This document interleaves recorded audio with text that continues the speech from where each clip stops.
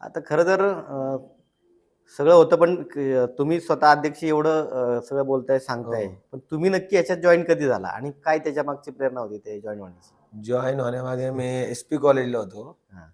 माझ्या माझे सोबत एक शिकायला मुलगी होती. बरोबर. प्रणाली गंजीवाले नाव आहे तिचं. बरोबर.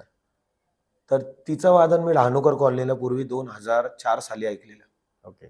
तेव्हा 2004ला डहाणूकरला पूर्वी वादन करायचे. तर मी कॉलेजला असताना बघायला गेलो होती पथक काय. तेव्हा मला माहीत नव्हतं. हं. पण तेव्हा बघितलं अरे पथकामध्ये असं वाजवतात ना आणि मी पूर्वी लहान असल्यापासून आम्ही गावात राहतो. आमच्या ते मंदिरामध्ये आमचा उरूस असला छबिन्याला मी हो, हो, ढोल-बिल हो. वाजवायचो. जत्रा, ते यात्रा आम्हाला ढोल म्हणा. वाजवणं तेवढंच माहीत होतं, की बरोबर. गावात आपण छबिन्याला ढोल वाजवतो. त्याच्यानंतर ते बघितल्यानंतर मग मला वाटलं, की आपण पण पथकात जायचं. मी तिला विचारलं मला पथकात यायचं. हं, तर हं. तिनं मला तेव्हा सांगितलं, की "असं नाही घेत बोलले पथकामध्ये. हां, हां, हां. पथकामध्ये असं घेणार नाही. तर तुला पुढच्या वर्षी यावं लागेल, सराव करावा लागेल. त्याच्यानंतर पथकात येणार." मग ते पुढच्या वर्षी तर मला जमलं नाही, पण मी 2006ला जॉइन झाला पथकामध्ये त्याच्यात. जॉइन झालो.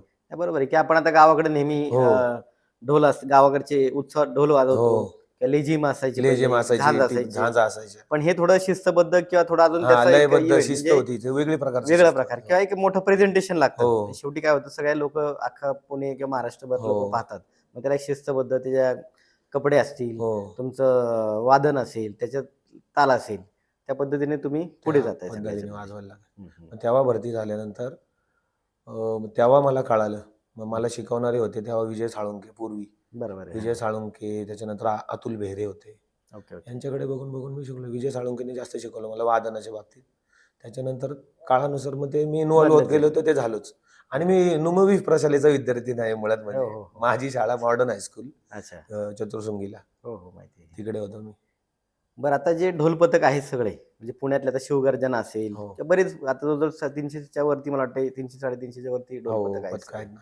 मग तुमची कधी अशी संघटना की एकत्र मीटिंग काय केलं पाहिजे किंवा ढोल पथकांनी ही परंपरा पुढे कशी घेऊन गेलं हो. पाहिजे, अशी काही कधी संवाद होतो का सगळ्यांशी किंवा काय? सगळ्यांचेच आता ढोल ताशा महासंघ म्हणून सुरू केलेले आहे. त्याच्यामध्ये बरं. 3 जण आहेत. हां.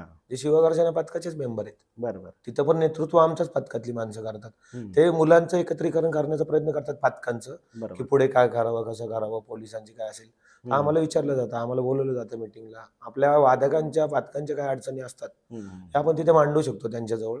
बरोबर आहे. शक्यतोवर ते करतात हँडल तेवढं. म्हणजे चांगले आणि बऱ्याच वेळा असं होतं की आणीबाणीच्या प्रसंगी हो, पण ढोल पथक किंवा पुण्यातले गणेशोत्सवातले बरेच लोक कार्यकर्ते आपण मदतीला जातो. म्हणजे कुठलं 100% भूकंप परिस्थिती असेल हो. किंवा कोरोनाच्या काळातले पण काही गोष्टी आता असतील. पूर आला होता हं. मागच्या 2 वर्षांपूर्वी.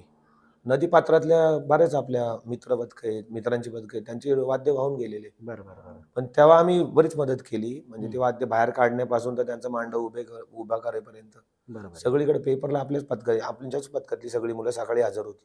अच्छा, अच्छा, अच्छा. हे दरवर्षी आपण एक मदतीचाच आपलं कायम हे राहिलेलं आहे.